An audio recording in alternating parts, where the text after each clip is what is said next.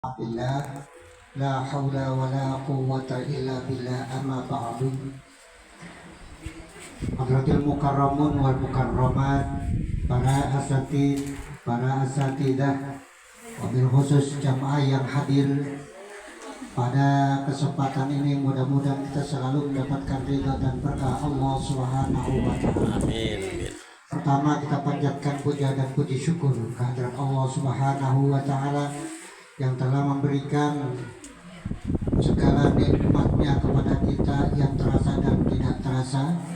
Salawat dan salam kita sanjungkan kepada baginda alam Nabi Muhammad Sallallahu Alaihi Wasallam yang telah membawa kita umatnya ke jalan yang diridhai Allah Subhanahu Wa Taala. Bapak dan Ibu sekalian, gak banyak, paling sekitar 10 menit. Di sini saya akan menyampaikan, mungkin semuanya sudah tahu bahwa iman itu terbagi 3. Iman di hati, kemudian diucapkan, juga diperagakan. Namun penjelasan ini yang di hati, iman tetap di hati kita baca. Pertama, belajarlah kita ikhlas, belajarlah kita ridho dari hati, agar tercermin di wajah kita bahwa kita adalah orang-orang yang mukmin dan mukminat. Buang sifat hasud, buang sifat iri, sifat dengki, iman di dalam hati namanya. Yang kedua, yaitu iman yang diucapkan. Ucapan mulut kita ada peribahasa, lidah lebih tajam daripada pedang. Kadang mulut ini tidak terasa, membuat gibah, memfitnah, menghasut, dan lain sebagainya. Dengan sebab lidah kita pelihara, ucapan kita pelihara, bahwa kita adalah bercermin orang yang ikhlas. Yang ketiga, kita peragakan dengan badan, artinya kita peragakan dengan tingkah laku.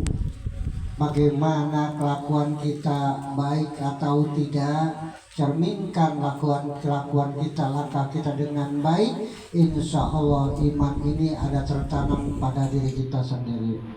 Kalau diucapkan iman tadi, iman fil qalbi, itu adalah iman kita kepada Allah Subhanahu wa taala. Yang kedua, kita mengucapkan tata cara sholat kepada Allah. Yang ketiga, diperagakan dengan badan, artinya iman itu adalah sholat. Cuman tadi kita beberkan bahwa iman di hati itu, coba belajar sabar, belajar ikhlas, buang sifat hasud, buang sifat iri, sifat dengki. Makanya kita baca iman terbagi 3. Mudah-mudahan semuanya kita pada bisa mengamalkan itu semua, dan kita semakin jadi orang yang ikhlas, orang yang ridho, orang yang selalu taat kepada Allah Subhanahu wa taala. Kemudian menyinggung tentang masalah Isra sedikit. Tadi yang dibicarakan Isra, bahwa Nabi di Isra Mi'rajkan itu setelah Siti Khadijah wafat. Ketika Rasulullah SAW sedang gelisah, gak enak makan, gak enak tidur, apapun gak enak, selalu gelisah hatinya. Kemudian malaikat Jibril dipanggil oleh Allah.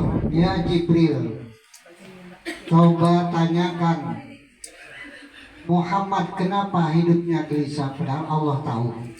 Karena kegelisahannya ditinggal Siti Khadijah, sangat terpukul sekali Nabi Allah Muhammad SAW. Kemudian kata Allah, Jibril, berikan kebahagiaan, hibur dengan kebahagiaan. Bagaimana ya Allah?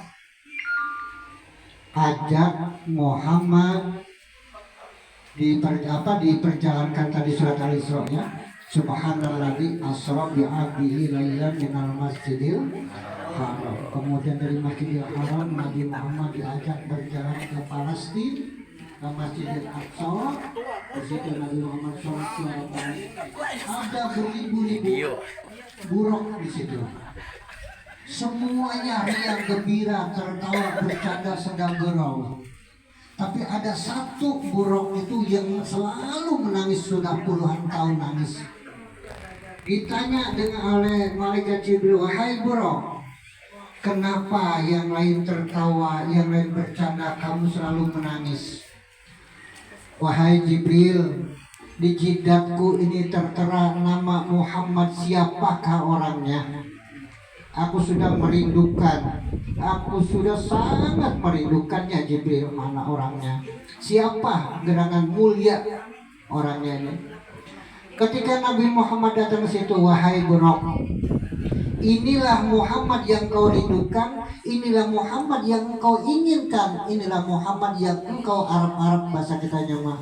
Ini orangnya nama Muhammad. Buraq langsung sujud di kakinya Nabi Muhammad, nangis tersenduh-senduh. Yang lain makanya girang, kenapa? Karena Allah sudah memberitakan bahwa Nabi Muhammad akan dimi'rajkan dari dunia sampai ke Sidratul Muntaha. Yang lain tidak dipilih. Ini Buraq yang nangis puluhan tahun sudah kurus, yang lain gemuk bagus, tapi Nabi Muhammad memilih Buraq yang nangis ini yang paling kurus, karena sudah di jidat Buraq itu ada stempelnya Muhammad Sallallahu Alaihi Wasallam. Sehingga Nabi Muhammad dari Palestina itu, dari Masjidil Aqsa, di situ ada batu, cerita dan diceritakan ada batu itu, batunya melesat. Jadi Buraq itu melesat dari batu yang terapung di dalam Masjidil Aqsa. Buraq dari situ ketika melesat, batu ini mau ikut. Akhirnya batu ini dicancang, dijaga. Wahai batu, engkau tidak boleh ikut Muhammad, karena Muhammad dapat utusan dari Allah Subhanahu wa Ta'ala. Itulah cerita Saklumit, perjalanan Nabi Muhammad ketika Isra itu sudah ditinggalkan oleh Ibunda Siti Khadijah.